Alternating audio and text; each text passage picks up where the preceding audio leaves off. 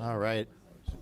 Thank you, everyone, for your patience. I'll call to order the meeting as special school committee meeting of April 15th, 2025 at 5:30 p.m. This meeting is taking place in person at room 227 at 29 Highland Avenue. You can also join via Zoom using the link in the meeting agenda. I'll call this meeting to order. We have a brief agenda for this evening. Our first item is approval of a field trip for Salem High School students who are attending a learning excursion, Innovation Schools Learning. Motion to approve. I'll second. Motion made by Member Cornell, seconded by Member Miranda. All in favor? Any opposed? Sorry. Unanimous. The matter carries. When Member Cruz arrives, we have another item. Apologies. I would just ask for a roll call on that last one. It was there. Member Cruz. Roll call vote. Member Cruz. Yes. Member Hoffman. Yes. Member Cornell. Yes. Member Miranda. Yes. Member Manning. Yep. And myself, yes. The matter carries again. Our next item is discussion of the proposed FY26 budget. After hearing some public comment from last night, I appreciate the feedback from members of the public who were present and who submitted written comment to the committee. And this evening's meeting is an opportunity for us to ask some follow-up questions to the district and reflect on some of the feedback that we did hear. I'll turn it over to Dr. Zreich, who I think has a brief presentation. We have a brief presentation. I'm sharing it with my other colleagues here. So, first of all, I want to thank. Yeah. Okay. I do want to thank people for their commentary last night, and we received a lot of feedback via the SBS budget email, and I just appreciate how engaged people are and have been around this very challenging budget season. So grateful for the input. I do think there's a number of reflections that we want to share here tonight. I think we're still trying to formulate them after last night's hearing, and I very much, myself, Kate, and Elizabeth want to hear from the school committee members tonight, and then we'll obviously have ample time to make adjustments based on what we hear tonight. We have some of our own ideas based on input that we've received. I have a meeting tomorrow, for instance, with elementary principals to talk a little bit about some of the things that were raised last night. And so we just, I want people to know that this is, we never expect that this is just going to, we present and it's going to be baked without adjustments. And so I'm looking forward to hearing what the school committee has to say here tonight. We did want to share, if Mark, you can cue it up, we did want to share a couple of reflections and clarifications in response to some of the things we heard, and some, to make sure we're as clear as possible as you all go into your discussions here tonight about the proposed budget. So if you want to go to the next slide, Mark. So I'm going to start. I do want to just talk a little bit about the support for elementary schools. There a couple of some of the feedback we received is about inequities in reading and math support across elementary schools. I sent this committee earlier a breakdown of the FTEs for ELA support and math support in the schools for next year in the proposed budgets. I do think there's some inequities that we want to discuss further. I'm not prepared to make those adjustments yet. I'm not sure it means adding an additional position to the budget, but it does mean potentially shifting where some of those resources are so that there's more equity across the schools. In particular, Bates is of concern when you look at the size of the school and what they have, especially around reading specialists versus what Carleton has, for instance. I just want to call that out. And Witchcraft already has more support for reading, which they should because they are the biggest elementary school. But Bates is not that far behind. So I do want to call out that that's something that we want to have some more conversations about that. There were questions about the plan for family engagement facilitators, and I want to clarify that. I received some questions from committee members about that as well. We will have a total in this budget of 5 family engagement facilitators. There will be one assigned each to Salem High School and Collins, naturally as our biggest schools, and then the other 3 would be split between the 6 elementary schools. The time allocation should be based on enrollment and need, and Laura has had those conversations already with the FEFs who are expected to return next year. We also do expect that they would need to work in the Parent Information Center as they do now. And obviously, we're going to have to do some reviews of the job description, and we'll work with the STU on what those will be, because their roles will look slightly different if they're split between 2 schools. So I just wanted to clarify that. There were questions about how we would allocate their time for next year. That's the plan, and certainly open to feedback from the committee here tonight. I think the other thing that struck me is also the substitute coverage concerns at schools. And I do think that is a concern, and that's something that that's one of the things I'm going to be talking about with the elementary principals. This is a concern for me more so at the elementary level. We do need to have a more robust substitute pool. And we are finding, though, that we are able to recruit more substitutes now than we have before. Doesn't mean that it adequately covers the needs across the schools, but I think we got to continue to double down around that. I think we have to provide some guidance for schools, especially in elementary school, because younger kids do need, they do need to be, they cannot just be left alone in big numbers. You do have to have coverage for them, more so than in the middle and the high schools. But we do need to provide some more guidance for our schools. I think the issue of lunch support has come up, like who's going to be supervising recess and who's going to be supervising lunch periods. This came up in the union negotiations with STU too. We made some, commitments around FTEs, or like the student to adult ratios. So that's also something that it needs to be looked at. And of course, we do want to focus more on improving staff attendance, and we've been working with our staff about improving attendance. We do still have challenges in certain roles, and that when somebody's out, that obviously has impacts on the rest of the school and the rest of the district, or the rest of the school, and does pull on the limited resources that exist in schools. So that is something we do want to spend more time on. I am going to have a conversation with the elementary principals to get a better sense of what they think they need moving forward, and I can report back to the school committee about that. Next slide. Some unknowns. I'm still working with Principal Burns on final high school staffing decisions, trying to minimize the impact to any student-facing positions. I think we've got some innovative ideas, but I'm not ready yet to share those. It's not because I'm trying to be evasive. It's just because I want to be careful that if we make a decision that it doesn't have dramatic impacts on high school scheduling and staffing.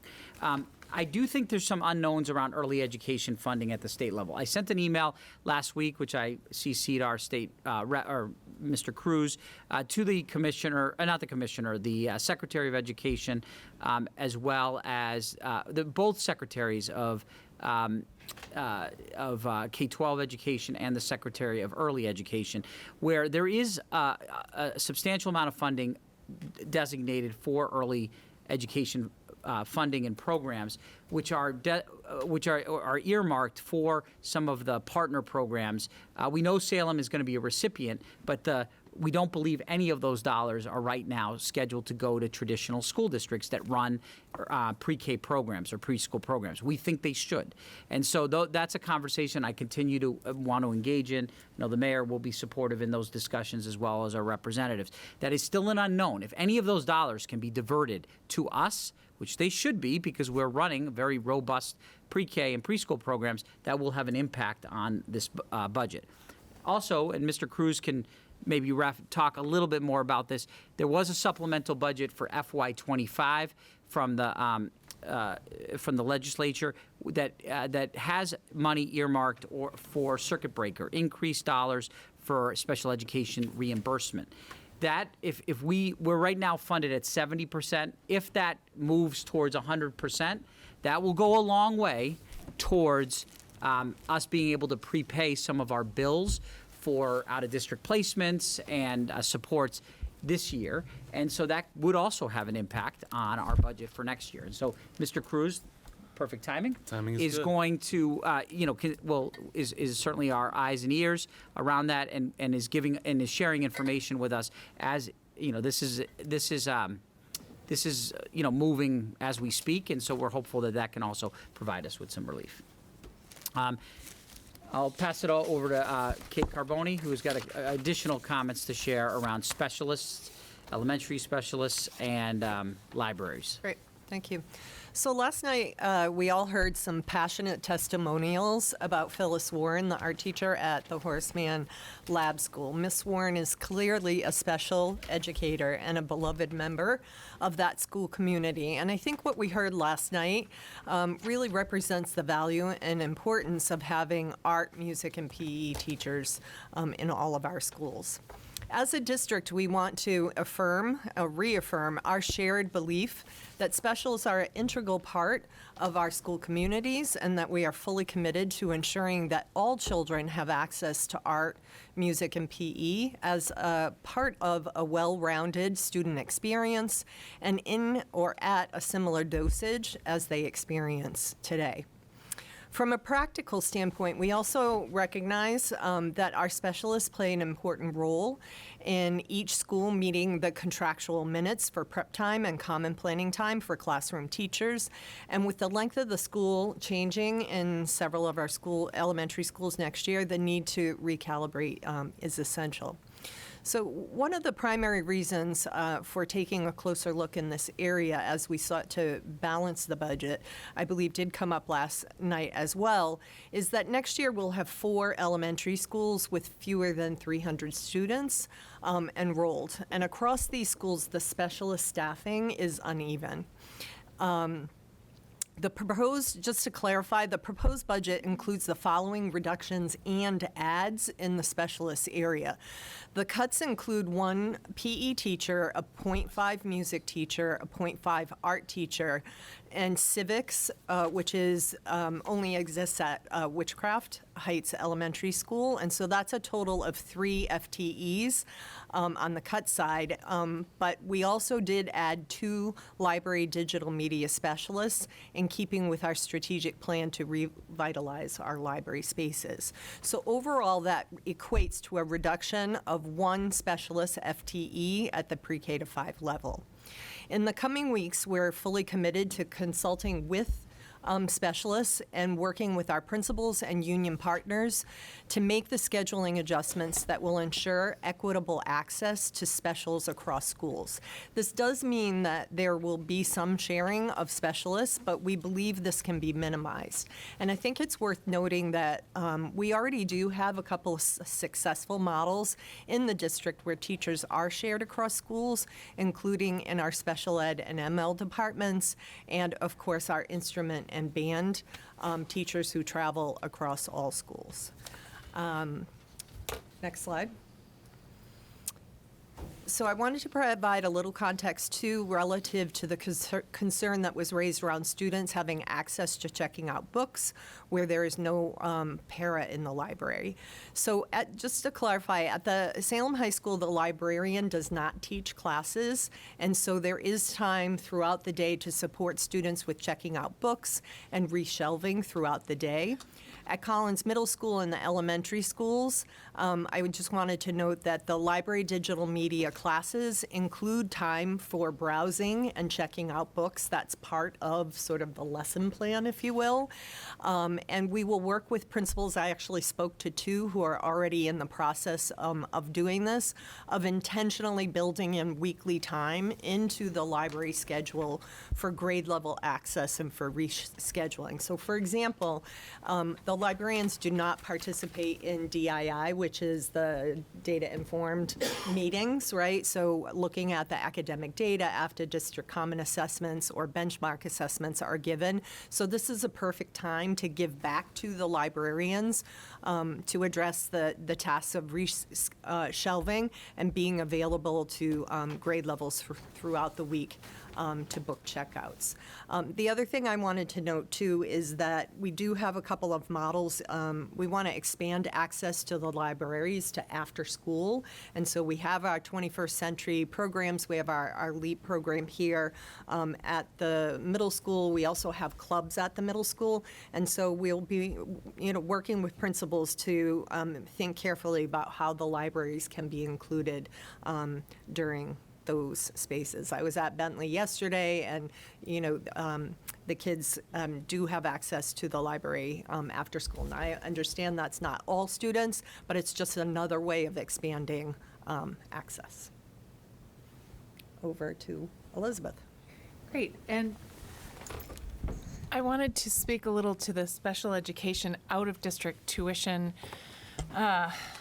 budget lines. There was a question raised about the size of the increase, and it is significant. This is a major cost driver for our district and for many districts, as the tuitions each year for these out-of-districts have increased steadily, if not significantly.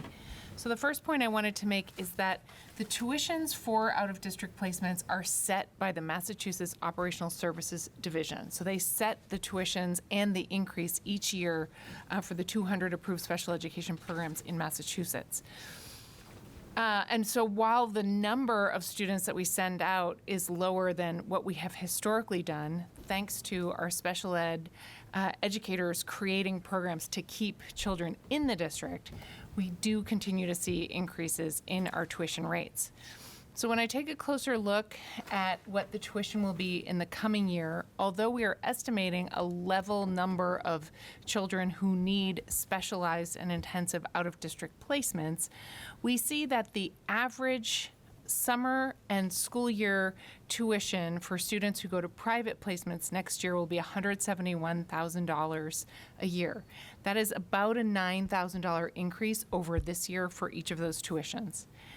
In collaboratives, the summer and school year tuition bill will be about $94,000, which is a $20,000 increase over this year. Now that includes both the school year tuition, the summer program, and whenever needed, a monitor or a one-to-one aide. So we do see that those two average increases account for about $800,000 of the increase this year. The other $600,000 likely is due to the timing of placements. So we estimate a full year of placements for the students that we know and that we have in our pipeline. But we know that every year students come in and students go out. And so the number and the amount of tuition that's paid can fluctuate in any given year depending on how long a student is with us and how long they're enrolled in their placement. So I hope that adds a little context to the special education tuition line. One note that I would make here is that these numbers can change, and it is partly due to when students come in, when they receive placement, and if they leave us. It's also, dependent on the circuit breaker that we receive, which is a reimbursement for our special education services, including tuition and transportation. So there is, the House did pass, as the superintendent mentioned, a supplemental budget the other day that would increase the amount of circuit breaker available for this year, FY25, the year we're in. We are already planning to prepay our tuition for next year. We are allowed to do that, and we have historically done that in the last few years. But if we receive more funds from circuit breaker this year, then we can prepay more, which could change the overall amount that we will need to expend next year. So some of that is a little bit, could shift, I would say. Next slide, please. The only other two updates I wanted to call your attention to is there was a question raised yesterday about the playground RFP. There was a request for proposals posted on the city's website to renovate the Bates Early Childhood Playground. This committee will remember this was part of the FY25 capital budget. The overall budget for this project, including construction, surfacing, materials, and play equipment, is $500,000. So I don't believe that the contract has been awarded, but the bids have been received, and we will move forward with those. So that is part of the FY25 capital budget and outside of our general fund budget, although of course part of the city's overall budget. And then the last thing, just to note, in the spirit of transparency, we've received a lot of very helpful feedback, including a few errors were brought to my attention in the budget book. So in the budget book that was posted on April 7th, the budget for the Bates School, which was on page 67, did not match the budget for the Bates School listed on page 45. And that was because it was an iterative process and we were rerunning the tables multiple times, and I missed the Bates budget on page 67. So we have corrected that. The correct version is on the website. In addition, there was some confusion about the whether a position was school-based or district-wide. One position in particular seemed to just create some confusion, which was a science coach. One science coach was budgeted district-wide, and one science coach was budgeted to the schools in which that person worked. And so I made notes in the budget book, the version that is online, to try to clarify that the science coaches are in fact district-wide cuts, and in one instance had been reflected to show the impact on the school that that person worked in. So apologies for those errors, and thank you for those who brought those to our attention. And that is my update. Thank you. So before we continue with questions and discussion with the committee members, we have a special order of business. Dr. Zarek? We want to take a moment to recognize Sayonara Reyes, who's been a long-time employee in the Salem Public Schools. And unfortunately, she'll be leaving us, I think, this end of this week. And we wanted to take a moment to share some parting words and parting gifts for, believe it or not, 27 years of service to the Salem Public Schools. It just doesn't happen anymore. And so, Mayor, I don't know if you want to, Sayonara, we're going to ask you to come up here as the celebrity here. But we're going to read you some things, and then we'll come and present them to you.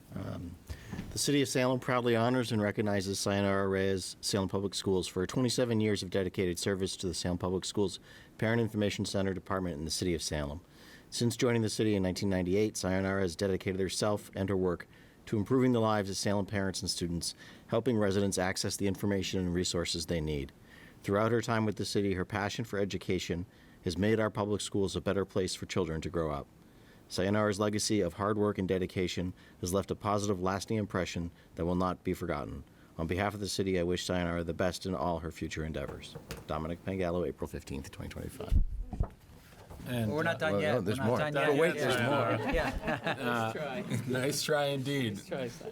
Family engagement in Salem is certainly evolved under your leadership, Sayonara, and just wanted to make sure that I also gave you some recognition from the Commonwealth of Massachusetts, which, as part of our state's strategic planning around public education, we have a focus on family engagement, and I think you've been exemplary. So I also bring with me a citation from the House of Representatives, and it reads that the Commonwealth of Massachusetts House of Representatives, be it hereby known to all that the House of Representatives offers its sincerest congratulations to Sayonara Reyes in recognition of your 27 outstanding years of service to the Salem Public Schools, the children and the families, and your steadfast dedication to those same students, families, and the broader school community. As you embark on your next new and exciting professional opportunity, we honor you and your lasting impact and your commitment to equity, education, and empowerment. Our entire membership extends its very best wishes and expresses the hope for future good fortune and continued success in all of your endeavors, given this day, April 15th, here in Salem. It's signed by the Speaker of the House, Ron Mariano, and offered by me, your State Representative, Manny Cruz. We'll bring this, we're going to bring this to you. We also have some tokens. We want to make sure you got some swag on your way out as well. So Sayonara. I haven't really seen you in sweatshirts too often. I was so gonna don't say, I see it think in she the might be too 27 well dressed for a Salem sweatshirt. Let me see that. Lord, I wanna- Yeah. Nice.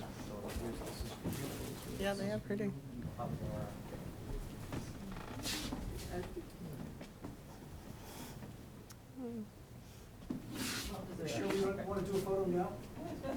We'll give her a moment. to stop the mascara. Another, I gave her one more.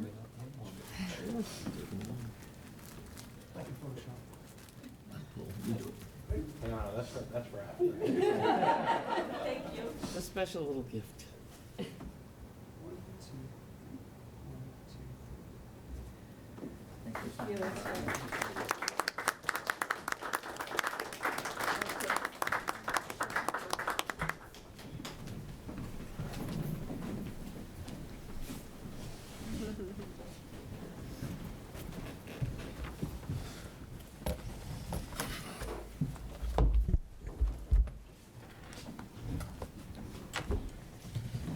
Good night. Good night. Appreciate it.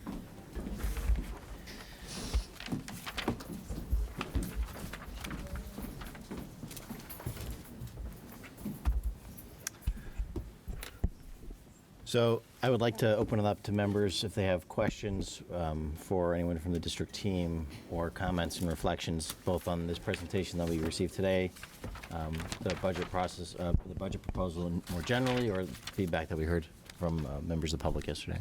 Member Cruz? Thank you, Mayor. Really appreciated hearing from stakeholders all throughout the budget process, and I want to thank the team again for all the work that went into the initial drafts here. So earlier, both the superintendent and our assistant superintendent alluded to just some ongoing conversations that are happening with the state's budget process. So last week we did take up a supplemental budget, which included, it was a result of the millionaire's tax. There was a surplus this year in collections. I want to thank everyone who voted for that initiative. We were able to allocate some particular funding to the circuit breaker. So there's an additional $190 million that was allocated for the FY25 budget that is intended to get the state to honor 100% of its 75% commitment to circuit breaker, which is laid out in the Student Opportunity Act. Regrettably, annually on most years, you're seeing like 44% reimbursement rather than that 75% number. So that's currently in the process of still being worked through the legislature, as the House has only taken up their version. It's not clear to me if the Senate is intending to add any additional relief or funding to both circuit breaker, but then additionally more funds to the Student Opportunity Act to try to address some of the inflationary issues that exist within the formula. So it's entirely possible that within the next month and a half or so, as the Senate takes up the supplemental budget in short order and the negotiations complete, that there might just be some more K through 12 funding on both the special ed side, but then also on broader SOA. And so what that could potentially just mean for us as a district, again, there's no guarantees, is that the timing of the reimbursements might be able to allow us to just maybe prepay some more tuition for next year and potentially have conversations about things that we might be able to bring back as a result. So there will also be a debate that begins tomorrow on the House budget. We'll release our FY26 budget, and I'm hopeful that based on the really compelling testimony that came in from all over the state around the issues that we're seeing with structural deficits, similar cuts in communities across the Commonwealth, that we will not only fully honor our commitments to SOA, but that will allocate more funding per pupil across the state to ensure that districts that are experiencing really significant challenges will be able to at least mitigate some of it. And then there will be the ongoing debate about what we do with the broader formula, which has a host of issues that we've covered here over the years. So I'll keep folks posted on how that develops throughout the budget process, but crossing our fingers for more good news in the coming months. Thanks. Other members? I have a couple of comments and a couple of questions. I guess maybe I'll go backwards. Elizabeth, if I could just have you clarify for me, and I'm just sort of checking that I want to make sure I'm thinking the right way. As far as the out-of-district placements, I know that it always used to be, at least, that most of the students who tend to come back at the end of a year, and so that we would be more apt to know when we're doing, we know at the end of the year but we don't yet know before the budget is due. So even though we could say in July, we know that 12 students are returning, we would have had to have budgeted as if we didn't know that, unless we already had signed ed plans. I mean, I know some team meetings are, all of the team meetings would be before the end of the school year. I'm not sure if you can count on that, though, or if you have to wait for them to actually start. But I would think we have an idea who's coming back Into the district. into the district. So I'm going to attempt to answer this, and if I don't do it well, Jen Doucette-Lee will. That's good, because I jump attempted to ask it. We have budgeted with every student that we know who is either waiting for a placement now or who is in a placement. We are just assuming they're going to stay in those they're going to get those placements, they're going to stay in what the placements that they have, and they're going to stay all year. There are, for whatever reason, occasions where the placement doesn't work out and the child then, or the child's family, is looking for a different placement. So when I said the placements could change, sometimes they move from one place to another place. Right. In addition, we don't know who's moving in, and that has been 2 years ago. Yeah, that's that a was whole part of separate it. question Right. for me. So the number that I've offered is just assuming that everybody we know now is staying in the placement that they have, or they're getting a placement. Okay, so It doesn't account for the kids that we're going to be able to bring back into district for All education. right, I'm just reasons. trying to separate, for now, for my head, Mm-hmm. the ones that are already out there and have had team meetings, for example, that we might know they're coming, and here comes Jen, which might Yeah. be a help. I think so. As opposed to both of us. Because my point was going to be, just to see where I'm going with this, Yeah. that the people that are going out tend to happen all year long. Like it isn't all decided over the summer. These came in and these are going out so we can budget. The chunk go out, yeah, we know now that for next year, but then there's always students in the middle of the year, et cetera, who we add out. So can you just clarify that whole Yes. thing So to everybody? the number that we've estimated for next year are the kids that we know are that are not coming back. Maybe they're graduating, maybe they're coming back in district, maybe they're going to the high school because we're at that natural place Yep. that we can transition. And it's also the kids that we know we're looking for a placement. So that number right now is the kids that we definitely know are going to be coming back in district or graduating or aging Okay. out, and the kids that we have on the wait list. And so what we've done is an estimated number of what that tuition will be, of what schools we're looking at and what we think that what it's going to cost us. Right, and then just one follow-up. So roughly, over the course of a year, once you've established what you just said, then how many more do we tend to add over the course of a year? And I know you can't It's- make a number, but I'm like, not 50, but certainly more than a dozen probably. I mean, is that accurate? So there's every year, we always have a handful of kids that come back in district that choose to say, come back to the high school or go to Salem Prep or go to somewhere else in district. And then we do have some kids that do move in district or kids where their situation changes that are already here with us and their situation changes and we have to find an And then we out-of-district go placement. out. So I'd say Okay. about a handful Okay. between it. Between some the years- move-ins and our own? and some years that we're lucky that decided? we have the same amount of move-ins as we have move-outs as well. So, That's good.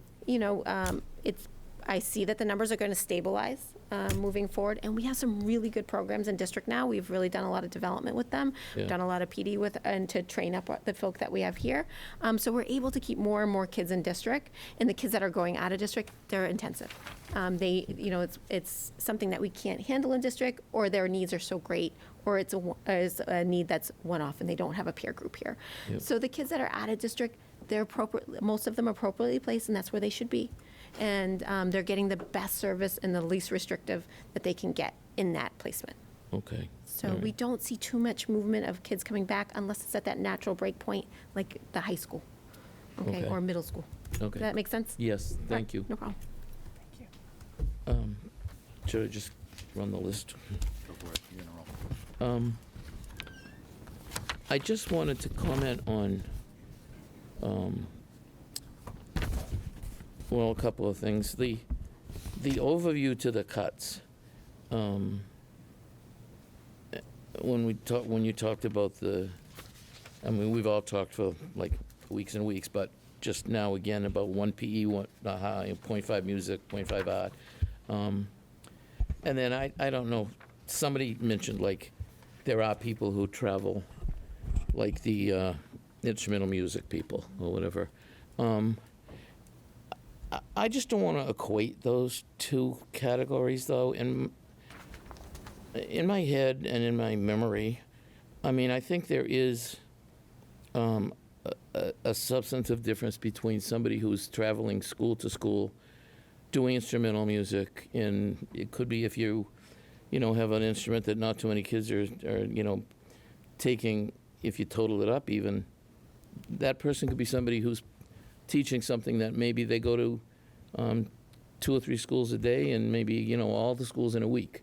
And I don't think the expectation for those kinds of positions is that too many people are really going to expect that they become part of the culture and the filling in at this, with this and that if they have to and all that. I mean, they really do come and go.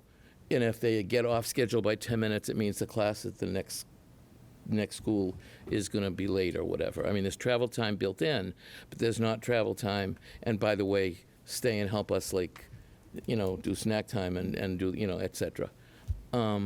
So I don't want to look at the, music, art, PE situations and say, well, there's these other people that traveled anyway.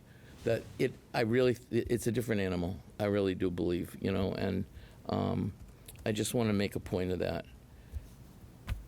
Also, while talking about the specialist issue, the numbers of specialists, et cetera, I mean, I get the whole budget piece, certainly.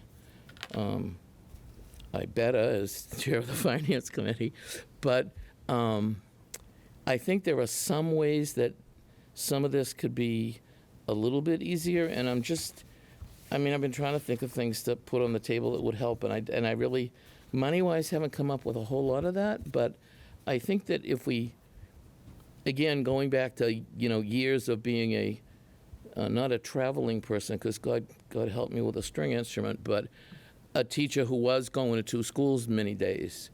And then there were the other days that I was in 1 school, and the difference just for me and for the schools, I think, there is a difference, and I'm not going to at all try to overlook that or minimize it. But I also can't minimize the monetary issues that we're at here and the numbers of students in the buildings.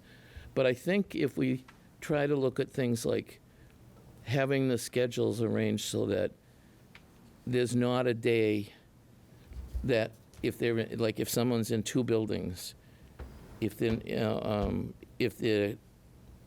it be that one of the buildings may be bigger than the other, so they could spend 3 full days in one and 2 full days in another, as opposed to a half of every day?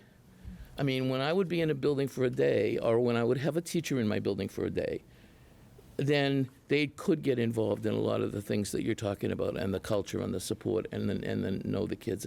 Whereas, even if you're not like an instrumental person trying to cover strings everywhere, but you're still on the road trying to make that next time frame, it does change the way that you look, the assignment and the teachers and the kids look at you. So I would just offer that as a possibility for some of these issues that might help, bring, and I'm not necessarily saying it would bring a person, but it would at least bring a position into a better place for the school and whoever's in that position than it might be if they were running around on several days. So I just want to throw that out into the mix. And then jumping over to the library situation, the librarian or the library situation, a couple of things. Since I got on the committee, have been really pushing the whole library piece and issues and trying to get staff back and people, and it's just sort of been my thing, I think. And sometimes I think that Kate wants to shut the door when I was heading at her. And I did the same thing this year, and I was like, wait a minute, whoa, what's going on, blah, blah, blah. And I have to say, I sat down with Mark and Kate, and we had a really good, and I sat down, to be fair. Other years, Mark and Kate also would explain things to me and sort of try to, get me off the ceiling. But I think that this time, they were successful to do that again. I don't think that, I'm not saying I just say, yeah, cut people. But I am saying that I think the way that this is planned out, that it will continue to provide more teaching and learning in the libraries as opposed to just checking out the books, et cetera. And both for the hard, the books, the magazines, whatever, and the whole technology piece and the digital piece. I think that, I support the direction that we're going, since we have to pick a direction that we're going in. I would love to be saying we're going to add what we're adding and keep the people we have, but I'm not sure that's in the cards. But I do think I'm okay with what's happening with the libraries. And my only couple of questions. One is, when you say the principals will intentionally build in weekly time for a schedule for grade level, I'm assuming that's more elementary than the middle school. I mean, I'm not sure that the middle school, you would be able to say, like, okay, the 7th grade goes to the library today. I mean, they're in class, they have a schedule that's very different than it. So I'm just hoping that's the case. I think it does include the middle school as well. It won't be like the 7th grade, but that the library is open for this period where teachers from different grade levels could send kids down. I mean, I was Right. Yeah. But not like, okay, the whole class is to go now and get a book. No. Like Yeah. sort of what, maybe elementary's changed from that, but that's what I'm picturing No, elementary. I was in now. an English class, 7th grade last week, and the 3 kids. Yeah, oh, yeah, passed, and they went down to the that's what I'm library, looking so that for. there would be Yeah. dedicated periods Yep. for that. Okay. And then the other thing was the after-school issue at the Collins anyway. Maybe I should have known, but I did not realize that the after-school hours at the Collins had shut down. I'm here a lot, but it's either in the morning for subcommittee meetings, or up in the archive room, or it's at night for meetings like this. But I'm not really here much at that, like 3 o'clock and then 4:30 when, that after-school time for the library. So, again, I went in and said, like, what's going on? We don't have the libraries open. They need to be open after school for this age student, I think. They need time to just look things up that they're interested in, which you can't really necessarily do during a class time. They need a place to socialize if there's no other safe place. They need a place to do homework if it's not quiet at home. I mean, there's a million reasons it's good for kids to have access to a library after school. So I'm just putting in a plug. I know you're working on trying to get some of the after-school money funded for that. I just really hope that that's going to take place, because I think if we continue to not have access to the library for students of this age level, and we're bringing more students over, we're bringing over SALT, so I just would like to really make sure that we can figure out a way to do that. I think for now let me just double check, and then I'll be quiet for somebody else to take a turn. The special ed, the libraries, and the traveling teacher. I think that's it for now. Thank you. Thank you. Remaining members? Mayor. I just want to see if anyone else has a comment. Member Cruz? Thank you, Mayor. So I guess on my end, I think similar to Member Manning, on the specialist side, certainly appreciate the reflections, Superintendent, that you had shared today around art in the district and PE and all the things that we know are super important for our students. I guess if there was more thinking that could be done, given that, we're trying to get the commissioner of ECE, the secretary, to pay more attention to what we're doing on the early ed side, we got a really compelling piece of correspondence from the team over at the ECC, and we know that our students that are there, they're going to be there as 3 and 4-year-olds, and as we think about the impact that that PE teacher is having on our students with disabilities and just the broader community of the ECC, and what the data has shown about the impact of that particular program, I'm just of the opinion that preserving as much of what's going on there is critically important. And then clearly, Superintendent, when we checked in about just the budget preview, I had mentioned to you before that, as we consider any potential cuts, I just think, right now, the most, they're at difficult times during the districts, students absolutely find themselves in the specialist programs. They do with all the teachers that they hold relationships with. But art in particular, I just feel really strongly is about the students that at times can be the hardest to reach, where the conventional seat time doesn't necessarily speak to their needs as students. So, I just would ask as you think about potential trade-offs, potential savings that could be achieved, examining, everything from, vendor contracts to, any consulting contracts or, things that could be taken off the books, any pauses on spending in particular categories of things that are non-essential. I would just ask that as we look at, that particular section of the budget that you've highlighted today, that we do our best to preserve those particular positions in the event that there is more relief that comes from the state in the conversations that we're having, or if we're able to just find something that could be temporary so that we can preserve those, really critical positions across our schools. So, those are the areas that I saw as like, as we're thinking about the next 2 weeks,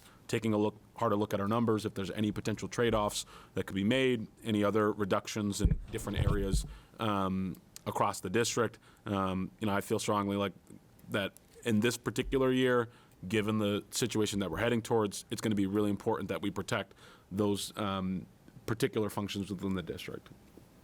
Can I just respond to that? I appreciate that. And, I do think one of the things is over time, in prior years, we didn't really thoughtfully look at how we were matching supports to schools around the specialist time. And I think this is called into, this is a good exercise for us to really make sure that there's equity across schools, because right now there isn't equity across schools. And to make sure that we're meeting. We also have a shift in hours. We have a shift in prep expectations. We have a shift in where we want more common planning time in schools. And we obviously have a brand new school in Saltonstall, or, well, not a brand new school, but a much smaller school with different needs. And this gives us the opportunity, instead of just having the same thing across schools, we're going to look at all the needs across the elementary schools and allocate resources in a way that I don't think the student experience is going to be interrupted at all. I really don't. And you can hold me accountable for that. Kids are still going to have art. They're going to have music. They're going to have PE. And in many cases, more kids are going to have library next year than they ever have before. Now, I don't know what we heard feedback around having full-time people in every school. Yeah, that we might not be able to achieve that and realize that because of the size of all the schools. But I think we're going to have a more efficient use of resources. I think we also haven't considered the needs of, there's also, for instance, instrumental music needs that we can maybe leverage some of our some of our specialist staff for. We need to better maximize the impact that our talented specialists have on behalf of kids, right? There are cases right now where we have many, many more specialist time allocated than what is needed in the school. And so this is a much more efficient use we appreciate the willingness of the STU to sit down with us, but more importantly, we need our specialists to work with us. I don't think we've heard their voices enough too, because I think most people in Salem, staff here, think about kids first, and I do know that if we sat down with our staff, we could come up with a schedule that's actually going to be better for kids. It may cause there to be people moving from building to building. And to Mary's point, yeah, in a perfect world, I wouldn't want to see that either. I mean, I've been a principal at a big school with full-time specialists and a small school. It is not ideal, but it's the reality when we have such small schools right now. And I think to your point, we want to try to minimize that. I'm just saying, try not to break up a day. I agree. And I think that's know. a fair thing to say, but I think we can actually develop something better than what we have now that's going to better serve kids around the district and ensure that no child in this system. I agree with all the comments. Kids need art. They need music. It's why they come to school. They want library. For some kids is the highlight of their day. PE, right? Like those are. They don't come to school for math. I mean, as much as I wish they did, right? I say, but they're coming for a lot of these other extra programs, and I would not endorse a budget that doesn't support strong programming and ample programming for kids in those areas.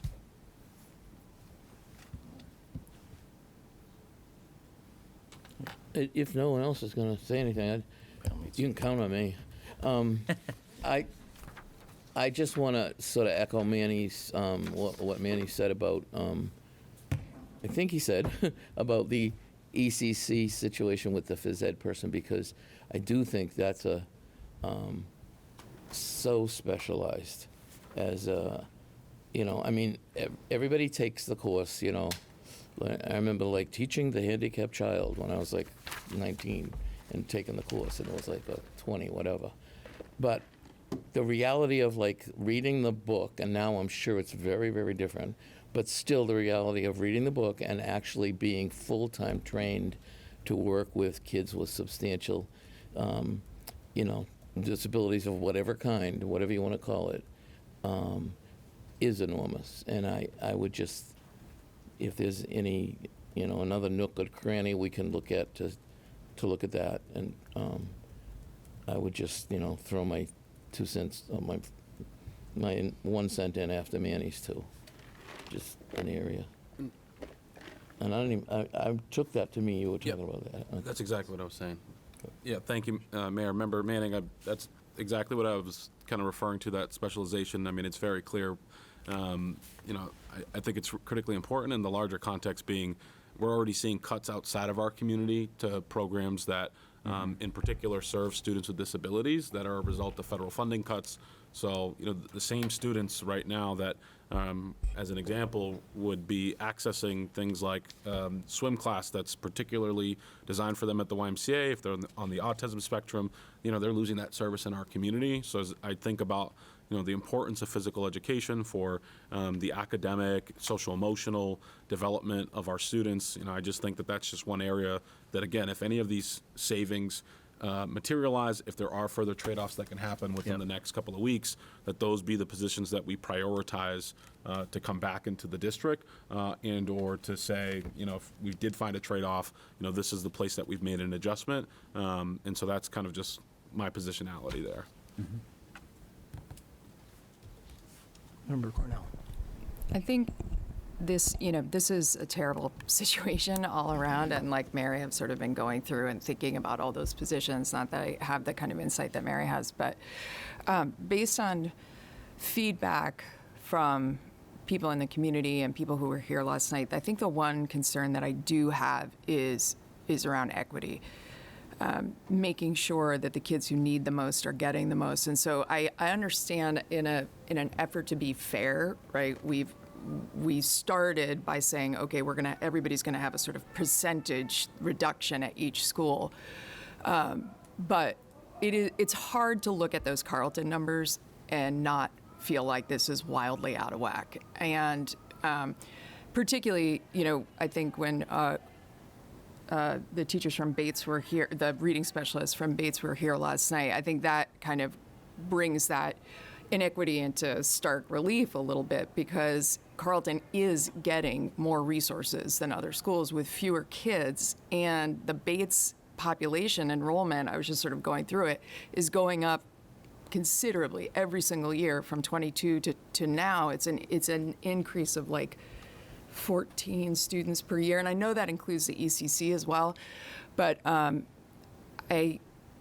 I don't know how you go back and look at this, but I would like there to be some evaluation of equity versus, equality of reduction, particularly when we know that, the Horace Mann community has been really working hard to kind of, make academic strides, community strides, and I don't want to undercut that community by saying everyone has to kind of take their medicine here. Some communities really need a little bit of extra support, and so that's the thing that I'm hoping that we can look a little bit closer on, and frankly, with a special focus on Carleton.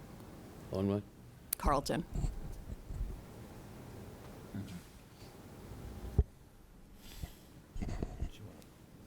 No, no, just. The members. Member Campbell. I think in that regard, I don't necessarily disagree with you, Member Cornell, but I do think the challenge is that if we're going to have innovation plans come and be approved by school committee, that the reality of it is that there are consequences for budgeting down the line that we may not necessarily be aware of. So like the types of budget autonomy, curricular autonomy, staff autonomy, those do increase amounts in ways that are not necessarily proportionate. And so, like I said, I don't necessarily disagree with you. I just don't know that there's I think the larger question for us as a body is, in lean budget years, are we capable of supporting innovation schools, or is it coming at the cost of our other buildings? And what do we want to do with that information, as opposed, correct me if I'm wrong, but I don't know that there's necessarily anything we can do about the fact that they have,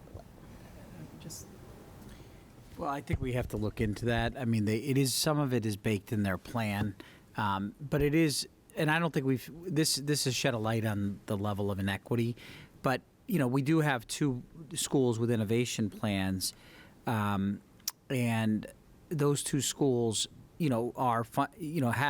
are provided with additional funding. The dual language program is more costly to run. That just happens to be the school, though, where we have the greatest need of students. So that feels different to me than Carleton, where, from a socioeconomic level, right, we have less need there, and their innovation plan does call for a very unique and successful model, but is more costly to run as well. So I think we need to examine just whether there is flexibility. But if you do look at the ratios that I sent you around the literacy support, it's clear that there's an equity with Carleton receiving more support than the rest of the schools. The other schools sort of fall into what I think is an appropriate ratio, but not Carleton.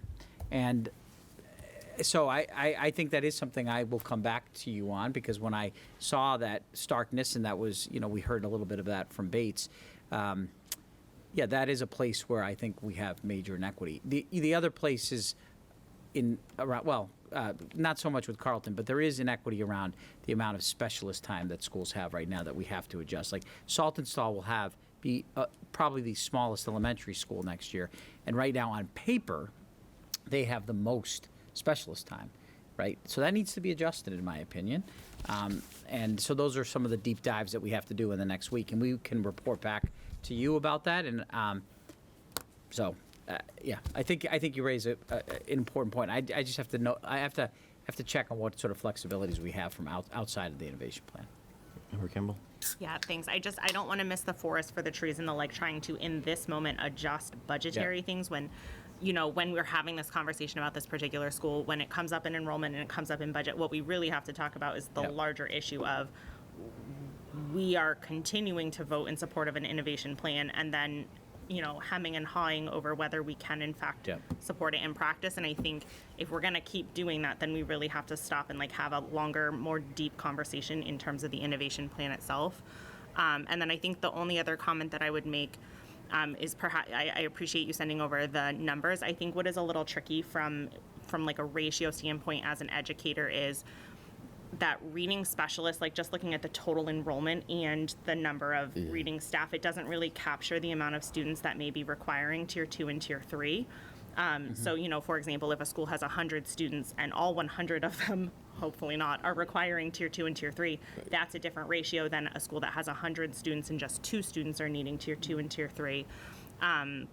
So for me, I don't know how readily available that type of data is, but having a better understanding of how many students should be receiving additional reading support, that might make, I'm torn because part of me is not necessarily sure that I personally need that information to help me make these types of decisions, but I don't want people to look at 400 kids, 3 specialists, 200 kids, and just assume that it's an apples to apples comparison is kind of my concern in that. Does that make sense? Yeah, except that I would just be careful about the fact that I think, sometimes when there's poor, tier 1 instruction, right, that then there's more kids than need to be. And so that's a tough thing. Sometimes schools, there's an over-identification of kids who need that because there's poor, general instruction for kids, or inconsistent, I should say. So, but it's a fair point, and I think, although I'm still go back to the fact that Carleton, from they do not on paper have a more needy population. Oh, no, and that's not what I was trying Yeah. to imply. I was just saying, like, if you're looking at, for example, like, it would not be sufficient for me as I was making these types of decisions to just look at the total enrollment of Bates and the total number of reading specialists and know whether that Right, was fair. in proportion with the rest of the district, if that were, like, something that I was considering. That's really helpful for me to think about too, because I was also trying to parse out, when we're looking at these total enrollment numbers and we're also including ECC students in there. And, it wasn't actually clear to me if the Bates reading specialists were also working with the ECC students. Are they? Pre-K. Excuse me? You mean- I'm sorry, the pre-K kids at Bates. They're working with the entire population? That is a good question. I would not go out on a limb and say whether they are or not. They didn't mention it, though, did they, last night? So I can get back to you on whether or not they pull groups. My guess is that they do not, Yeah. Okay. Because that also but I don't want to say that. skews the definitive. numbers, Yeah. that we're dealing with too. So it's like if you're looking at It them. typically wouldn't be pre-K. No. Okay, so if you're looking, then these numbers aren't quite, those ratios aren't quite right if they're not actually working with our pre-K students. So it's, but still, I still think that if we're looking at the growth, the overall growth, I was just sort of pulling out the ECC from Bates. It's still significant. It's a desirable school, and so I think, and where like. Not all, some schools are a little flatter. It looks like, Witchcraft is sort of in the negative in terms of growth over the past 5 years. So it's like, I think there's a lot of considerations beyond the ratio. So that actually, I think that information might be helpful to think about Bates. That's one thing that's sort of like nagging at me is the reduction of reading specialists at Bates. Member Cruz? I think one thing, Superintendent and to the whole team, executive team, that I would think would be helpful just over the next couple of weeks to get an understanding of. I know that at times that when we've been looking to kind of maintain positions within the district, we have found ways to move certain positions to different grants. And I know that the timing of these grants is not always ideal, but maybe just for members of the committee, if we could just get an assessment of what the current grants that we've received as a district are, if there are any flexibilities, and any multi-year grants to, move some of these positions and functions and priority areas that we're discussing, and maybe to go back to some of the funders on the philanthropy side to see what they would be willing to support. And then additionally, it would just be good to know what's in the pipeline for any of the state grants that you've all applied for and the timing of those, Steve, just so that, I have a sense of what's going on there. Because I'd be curious as we're trying to figure out the broader budget picture.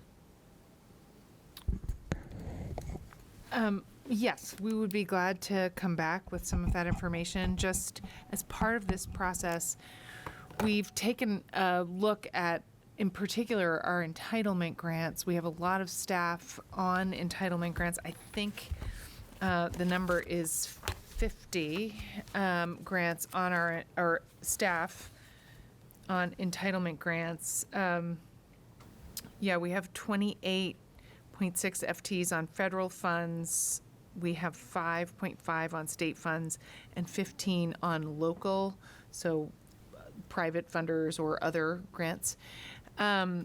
We have also used, as this body, I think, remembers, we've used our school choice revenue that comes in each year to support our early childhood educators, some of them, and that is not technically a grant, but it is a revolving fund of revenue that we've added staff to. So we have taken a first pass at making sure we are maximizing the revenue that comes in either through revolving accounts like school choice or through federal, state, and local grants. But we are continuing to look to see if on some of our private grants, if there are staffing positions that could be added within the intent of the grant. That is a active and ongoing process. Okay. I'd be glad to, come back, do another pass, and come back to you with that information. Yeah, and I think, this is the big hope I have is around the pre-K, Manny, because we are using the choice money, which is, I don't think, it's not really a risky proposition because we expect to get a certain amount of choice every year, revenue in, but I'd like to move some other things to that instead of the pre-K, because I want there to be sustainable funding for pre-K from the state, in some way, and that's where I think, the amount of work we put into the CPPI grant at the state level is obscene. And I mean, Kate can show, if you want to take a seat, and Kate will describe to you the amount of work that we put in for that grant. And we really don't see much of anything from that grant in terms of our programming. I mean, again, it's good for the for the general good of the city of Salem and working with our pre-K partners. It's an important resources, but it doesn't help the day-to-day operation of our programs here. Our public pre-K Our program. public pre-K programs, which is very frustrating to me that hasn't materialized in that way, because I think our programs are of the highest quality. Our teachers are being paid, a meaningful wage, and I think, I think we're seeing the impact of those programs. Yet we don't receive a full reimbursement from in Chapter 70, and we can't touch this. I don't know how much money was in the CPPI grant this year, Kate. I mean, it was $1 million. $1 million. We can't touch any of that $1 million. Well, we do. Well, I shouldn't say any of it. You're right. We do. It doesn't subsidize our staff. It doesn't subsidize our staff, we also use it to defray tuition for families who are paying, like our programs are free, and so it defrays costs for families who are in need, who are paying in our partner programs, and it boosts their salaries of their staff who are making considerably less than our teachers. We do use it to offer, expanded day here. And we do charge on a sliding scale, but for those who need financial help with that and need the expanded day, we do access resources from CPPI to pay for that in the Salem Public Schools. But to the superintendent's point, I mean, we are, and we pay for some staff, so the two instructional coaches, we pay for, the City Connects are coming from a United Way and private funder. So we do have some staff that are helping. We pay for an itinerant team that has eliminated the need for us to pull our teachers out of ECC. And, the kids in those classrooms were with a para, and, while the teacher was going out and doing observations. So there are some benefits, but certainly not at the rate or, to have a sustainable, impact on our programming. Understood. So hearing you there on the kind of the framework being a little bit inflexible, and obviously it would be great if those the tuition rates were coming back on par with what you would normally get for your Chapter 70 allocation. I guess on my end it would be, I'd be curious about what the flexibilities are for our partners in the CPPI grant to absorb some of our, to just have conversations with them about where there might be opportunities to think about resources and how we can preserve some of what we have going on here. I don't know what flexibilities exist, but it's worth having a conversation. And then on the school choice front, we project annually on that revenue based on the vote that we take annually on the number of students that we are currently enrolling, correct? That's where that, Yeah, well, it's also the number of kids we already have enrolled because we get that funding every year. And then we do open it up to additional seats. But the kids who are, once they're accepted, they're in, and we receive annual funding for each child that's school choiced in. and we've school choiced the total every year. it's like 120, 100. No, it's more than that, right? It's How many half is a it? million. In terms of the revenue we No, receive? the number of students that we Oh. offer the seats for again. I will have to get back to you on that. That's okay. I can tell you the revenue. The revenue you can tell me, yeah. So Yes. that's like $500,000. Yeah, this year it'll be closer to $600,000. In the coming year, it'll be closer to $600,000. I mean, the demand, we have high demand to come in, and I think, well, you'll hear my proposal this year, which is, I'm worried about accepting school choice in middle school because we're making a major adjustment with Saltonstall coming here. But, yeah, we have huge demand for choice coming in, and so the number has gone up. And it cuts both ways, right? Like there's pros to it, and then the challenges, and there's a number of we can get into that at the time when I present, but there are challenges, especially with special education services for students. Once we accept them, there is the cost may exceed what we get for them. That's just And I do believe it is 120 students, but I will confirm that number. Yeah, the number is always Right. kind of floating in my head because we have that conversation annually. So I guess that's a post-budget conversation around the school choice piece. But Steve, just so we get a preview, are you, because of the demand, are you suggesting that that potential account could grow, but there's the risk that, again, that Yeah. comes with more associated I mean, costs? we're just, so I'm we clear. kind of want to stabilize around the $500,000. I mean, that's kind Yeah. of what we figure. This particular year, because of the transition from SALTs, the SALT students coming over here in the middle school, I want to be careful. My proposal this year will be not to accept school choice students at the middle school level for this year only, and then revisit it Okay. because of the unique circumstances for this upcoming school year. Thanks for the preview. Thank you. Member Manning? Just to respond to what you just said, from the point of view of the students coming in, I might take a second thought at that this is actually a good year for kids to come in under choice or coming in as new students, as singletons and, whatever because there are going to be a lot of new students, and I would imagine a lot of more offerings than normal for new kids and stuff. So I don't know if you're counting the numbers, that certainly would be a reason not to. Yep. But as far as kids blending in, if I was coming as a school choice children and there were about 30 others coming in new too, that's a much more secure way to do it as for the kid. It's also related to class sizes. Yeah, well, that could be the. And I want to watch the class sizes at the middle school level because they're high, and I'd like to stabilize Yeah. them to make sure that we don't overwhelm people. Yeah. I was actually going to say something else, and then he said that. But when you said the SALT's specialist schedule is extra time compared to the others, is that because they haven't taken out the time allotted for 6, 7, 8, or has Right. that been taken out and they still get more? Yeah, we did move a couple of specialists over here in the Collins shift, but still based on the That was number. like one. Right. Well, There's one in well, one subject and one in another one. I Well, think. there's the Spanish and the and health. Yeah. But the challenge, I mean, with the number of students they have more specialist time than the other small schools, and that's why, as Kate pointed out, like this exercise of looking at the number of people we have Right.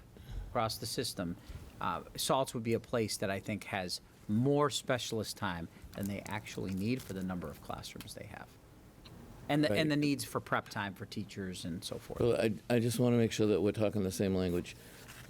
given that I wasn't even thinking of health and Spanish as specialists, I'm still thinking the big, the basic big Yeah. 3 specialist things. They have one full-time person in each of those areas. Right, which they had when they were K-8, right?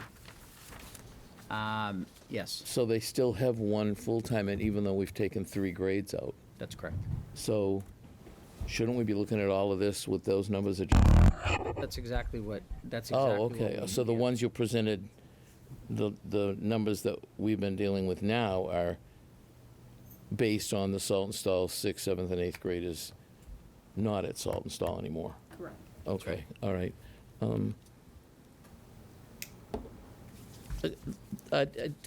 Maybe, I guess this is back at you again. Talking about the reading interventionists, I just was curious, when they talked last night about the assessments, the STAR, and at one point, one person said, if we weren't doing that, the classroom teachers would have to be, if we weren't administering that, the classroom teachers would have to be administering it, which made me wonder at the time, but I want to ask, well, who's administering in all the schools that might not have, and all, has, 2 interventionists, or just 1? Like, is that unusual that if they weren't there, the classroom teachers would be doing it? Isn't that what other classroom teachers do? Yeah, so I think it's a combination of the classroom teachers and the reading specialists.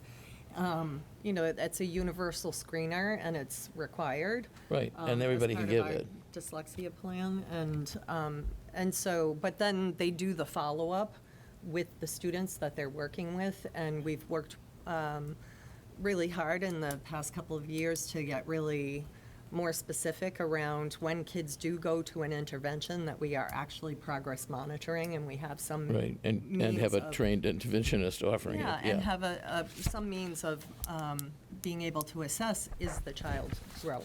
Okay, but the time that they do on the administering them, I mean, it's not so unusual that other classroom teachers would have to do that if they didn't have those 2 interventionists, right? Is that accurate? They mentioned it as like, if we weren't there, the classroom teachers would have to do it, and it's just made me And the think. classroom teachers are doing it. Right, It's just, but it just made me think Share. like, yeah. okay. And then just one other comment, and it has to do with when you were talking, but Steve, I think you were talking about the ratio. I think, and several of you were mentioning it, and I just, and I know I've said this to you sort of recently, that whole issue of like ratios, just, it does make me nervous as a slippery slope to look at things in that way, because I think I watched this system struggle so hard to get away from everybody got X amount of dollars per pupil, and that was it, and it didn't matter if you were the Bentley School with 83% free lunch at the time, or Salt and Stall with 16%. Everybody get the exact same. And I feel like we have worked away from that. And I just always keep that in mind, because I was receiving from, at 1.6 and all the time 5 elementaries, and you could see the difference based on, the whole, student enrollment and all. I mean, we were the only middle school, so we were receiving everybody, and we would get these disparities in through no fault of anybody, because everybody was working as hard as they could in all of the schools, and everybody took care of their kids, and everybody, were doing the absolute best. But because of the makeup, it was very difficult, and I feel like, yeah, we're not perfect at it, but we don't do that anymore. And I don't want to do that. I don't want to slip into that, and the word ratio makes me nervous. But I guess that's just a comment, not a question.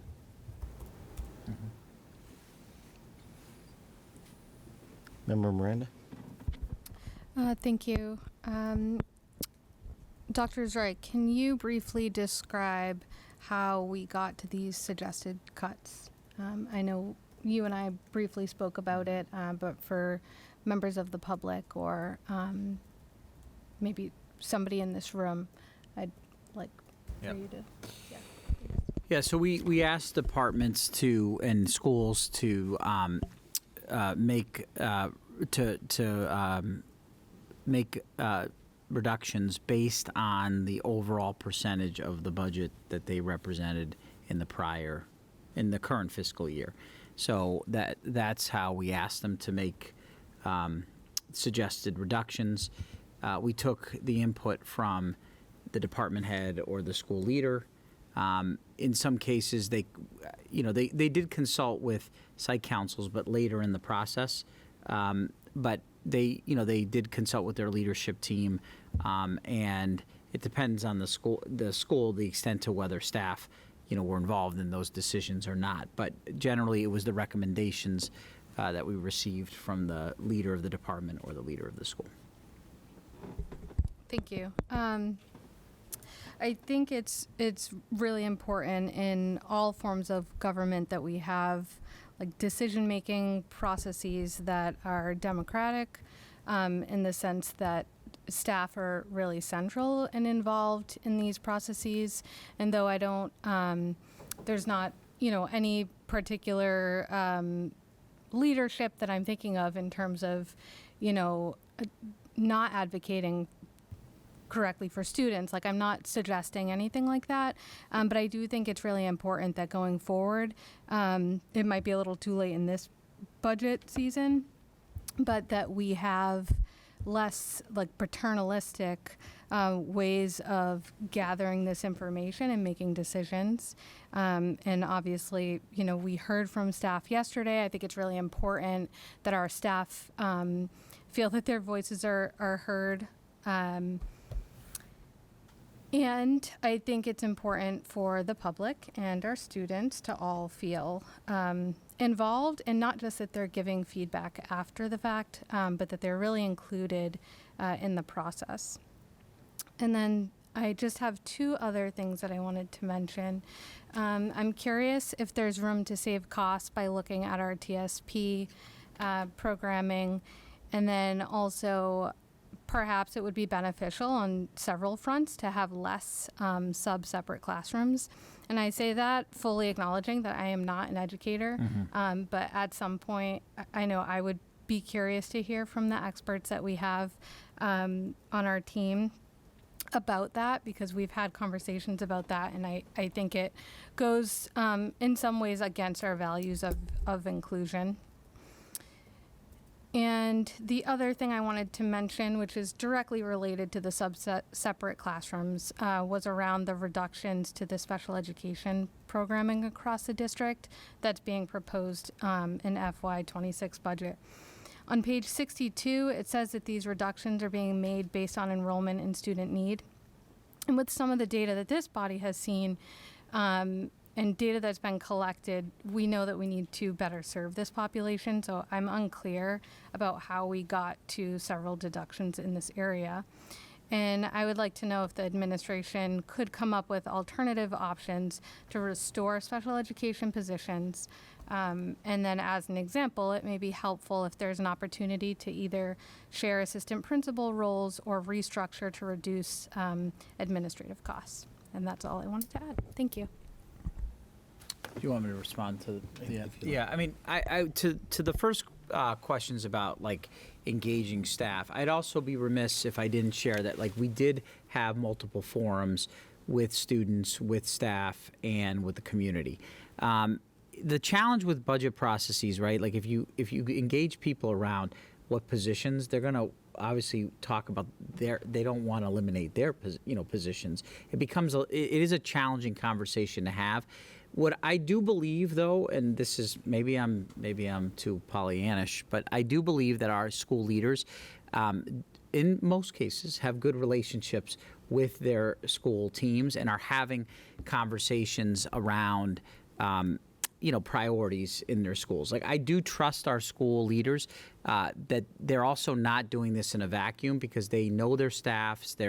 There's input. We try to select balanced humans to run schools to the extent possible, which I think is important. I'm always open to like ways, because I do think we do engage people more than most communities. I'm not saying we're perfect, and I am always interested in how we can better do this. It's always challenging, especially in times of reduction. When it's times of addition, it's pretty easy, right? Like you just open it up. We got blank check. What do you guys want? You know, that's a different conversation. But I'm very open to that, and I think that's a fair point to make. Your comments about TSP and inclusion. I think that I really believe that that's a direction we have to go to be a more inclusionary district. It does come with more costs.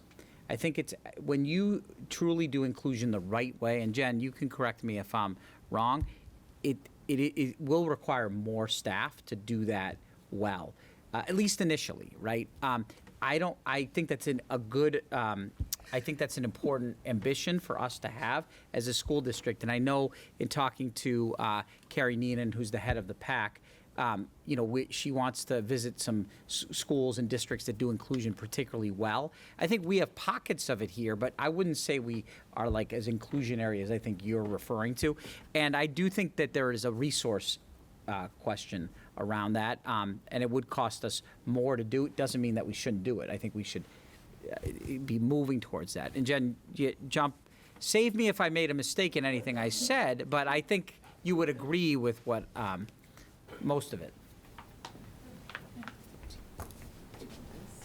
I think for the TSP program, we do run strands where we have full sub-separate and we have inclusion as well, K through 12.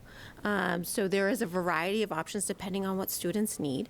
At the middle school, we have a complete strand where they are included as much as they need. So some students only see the therapeutic counselor, and they go to all general ed classes, inclusion classes. Then we also have a strand where students need a higher level of support, and they take most of their academics within the TSP program. So we do offer that strand at the high school. It is mostly inclusion, with the exception of ninth grade. They have a ninth grade team cohort where they take most of their academics within the program. We are also working on strengthening our program at the high school depending on the student needs. So next year we will see some more classes that are offered co-taught for the therapeutic program and some that are taught within the program. Okay.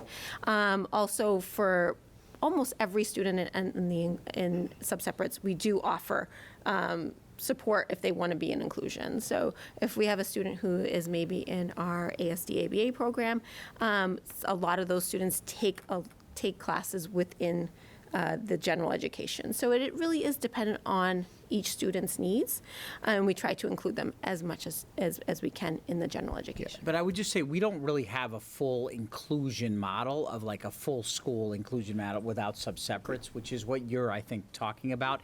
And there are some districts that have gone down that road, and schools. It is a very complex process. It is a costly process. It is the right thing to do for kids, but it requires a level of training and support.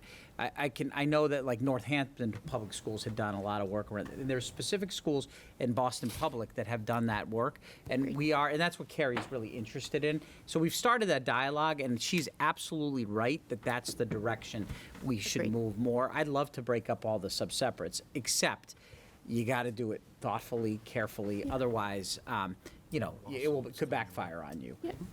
But I do think it's the right thing for us to be moving towards as a district, and you should continue to push us in that direction. And if you want to come visit, Carrie just sent an email to the Henderson School in Boston about us visiting, to see like the model that they have, which is like a full inclusionary model. Yeah. So I think it's a great aspiration for us as a district. The question about the special education staff, our ratios are pretty strong relative to other districts with our demographics. Some of the shifts that Jen has recommended in this budget have to do with caseload shifts in schools, and so some of it changes as kids move from level to level. Some of it is, frankly, our ratios were really high, I know you don't want me to talk about ratios, but I'm talking about ratios. This is a different kind of ratio. This is a different kind of ratios. Okay. And we looked at how, like other districts, I don't think we're not out of whack anywhere. I do worry, to be honest, that the numbers in special education are getting high, and to me that speaks. I'm now maybe going on a little bit of a tangent, but it does speak to me of concerns about the quality of our Tier 1 instruction across the board. Because I don't think, like statistically, there's more kids in Salem that need special education services. I think some of it is the pandemic, but and a lot of it is I think there's some over referral. I do think we have over referrals right now of kids, and I do worry about that. That doesn't mean that we obviously have to provide the right number of staff for the number of kids that need supports. I'm not concerned, based on what Jen has showed me and showed Kate and I, that we're in a good place. So we just made adjustments in places where we thought we could, it was another way for us to balance the budget in places where we knew that our ratios were strong. Of course, I would love to have more staff in that area. I'd love to have more multilingual learning staff. I mean, Andre would tell you if he were here at the microphone that he would like to have more staff to support our multilingual learners. But we thought that these were reasonable adjustments based on the caseloads. So that's my best answer. Obviously, I'd love to be able to restore a lot of these positions, but I'm not particularly concerned that we don't have enough staff to support multilingual learners and special education students going into next year based on the ratios that we're projecting. Agreed. And I just want to talk a little bit about the increase in sub-separate classrooms. We used to have well over 100 students that were out of district. As a response to that, to keep our students in our community in a least restrictive environment, have opportunities to neurotypical peers, we did increase our offerings of sub-separate classrooms, and that shows in our numbers where we now only have in the mid-50s students out of district, whereas before we had well into the hundreds of students.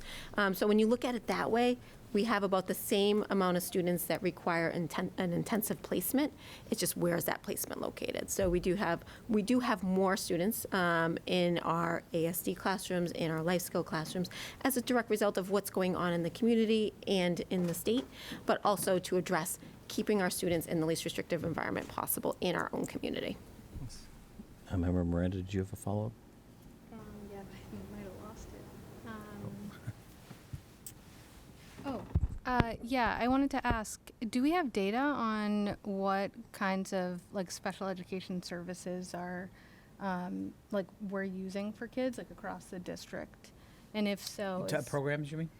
I guess, yes, all of it. Just in terms of what's the accommodations that our kids are needing. Like if there's an increased percentage of accommodations for test or whatever it is, maybe we can look at changing that across the district instead of increasing sub-separate classrooms. Does that make sense? Yeah, Not for that specific. You show trends and identify certain profiles of students. Like we know right now, we are seeing a huge increase in students that require speech services, and that is something that's statewide. That is a direct result of the pandemic. When you think about students 5 years ago, or when the kids are born, now we're testing kids at 5 years old, and we see a delay in the speech, and that makes sense, because that's what was going on at that time. Yeah, we're seeing also increases in students who are externalizers, social emotional needs that are externalizers. That's we can't find seats for students in out-of-district placements right now for students who have that profile, and that's a statewide, statewide issue. Actually, Jen and I have a meeting tomorrow with the North Shore. I know this is something Ann Berman has brought up to me many times, but we're meeting with the local superintendents and special education directors to start talking about how we mobilize around programs and services in a more strategic way, and how we share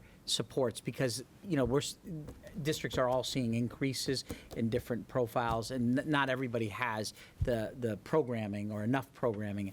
Both, could we benefit from taking tuition in from other districts, and are there other programs? Are there potential programs in other districts that we could send students to because their programs are better suited for our kids? I think that's an important conversation. As Elizabeth said, the costs to these collaboratives and private schools are through the roof. So this is where the districts are trying to mobilize to see whether we can find some efficiencies and improved programming across the districts. Of course, the little districts want the cities to take all their kids, But, there's enough big cities in Peabody, Beverly, right now, Danvers, for us to work more collaboratively together around supporting the needs of kids. But we can get you any data you want on special education profiles, if you'd like to see that. In fact, Jen hasn't presented here in a while, so we could do that Yeah. when you're ready, Jen, to come and share that information with you, so.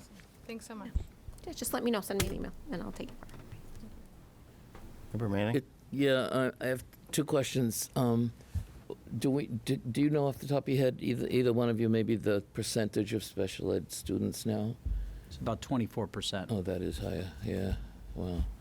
And do we have still in the district, and maybe I'm just going to be pleasantly surprised, because we used to have a couple of folks, particularly one person here for a long time that was dual certified, both special ed and the whole bilingual piece, and could do, because there's always that tension between, is the issue a second language acquisition issue, is it a special ed issue? And when someone could sort of look at both, and officially look at both even, and come up with a decision that, it was so good to be able to say, well, we're going to have Christine take a look at this student because the two things, nobody knows where to go with this. And do we still have anybody that? We do. We have actually quite a few of our staff are duly certified. Well, that's good. And they have been a huge resource. We've also done a lot of code professional development with our ML team. So we've had our ML team come and do PD through Landmark around duly identified students. We've also done a lot of work around are we looking at a language issue, acquisition issue? Are we looking at a disability? And really thoughtfully thinking about students and making sure that we're not over-identifying bilingual students for a disability and vice versa. Yeah, great. Okay. Good news, thank you. And then just one comment. It sounded like when you were talking about that you're going to meet with the folks from the surrounding districts to talk about ways to share because of the expensive resources, and that it sort of is another level of what we're talking about looking at our schools. When we're looking at X number of schools that you're trying to spread, it's the same thing, right? That we're talking about. So it'd be interesting that it's going on two levels.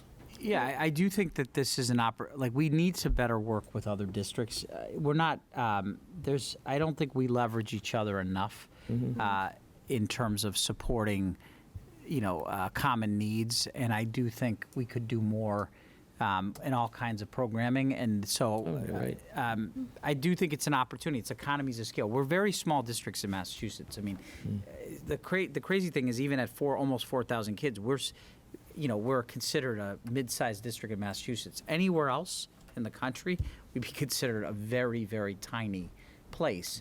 And so I don't think we do enough collaboration with other communities. So there's opportunities that are, and especially when resources are tight, we've got to do more of it.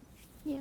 And we do take packets in from other districts looking at our programs. So the programs that we do have seats in, we do regularly take in packets and see if the student is a good fit, because the collaboratives are full. And they can't take any more students. So we are one of the only districts that do have some seats to take students in, and that benefits us. We're able to hire more paraprofessionals in some of our programs, maybe a behavior specialist, in order to help support those programs.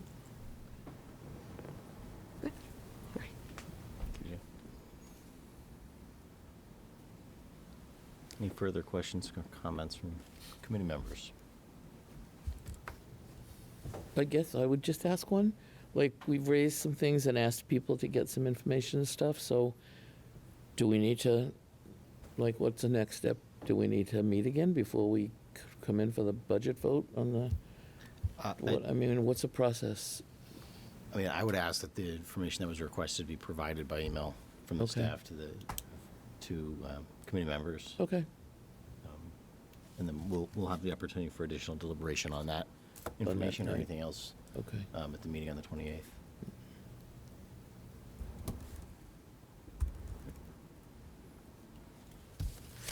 Member Cruz? Move to adjourn? Second. Motion Motion to adjourn by Member Cruz, seconded by Member Miranda. We don't need a roll call vote for this. All in favor? Any opposed? We're adjourned. Thank you, everyone. Does anybody